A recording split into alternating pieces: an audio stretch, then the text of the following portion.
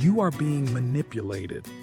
Every day, from the moment you check your phone to the moment you buy a coffee, you are responding to psychological triggers that you didn't choose.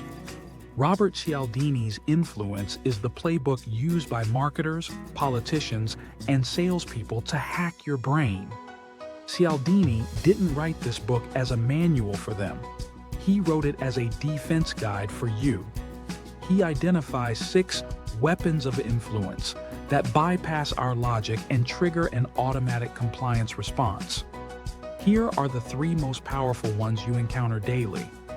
The first weapon is reciprocity. The rule is simple.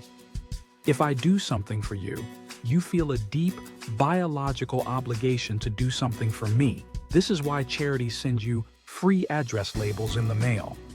They aren't being nice, they are hacking your biology. By giving you a gift worth $0.10, they trigger a guilt response that makes you donate $200. The only way to defend against this is to reframe the gift as a sales tactic. Once you label it a tactic, the obligation to repay disappears. The second weapon is social proof. In moments of uncertainty, we look to others to define reality.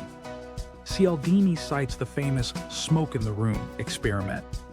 When a person sits alone in a room and smoke starts pouring under the door, they panic and leave immediately.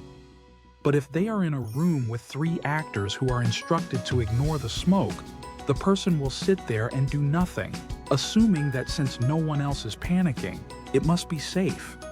We would rather die in a group than look foolish alone. This is why bestseller labels work. We assume the crowd knows something we don't. The third weapon is scarcity. Humans are terrified of loss.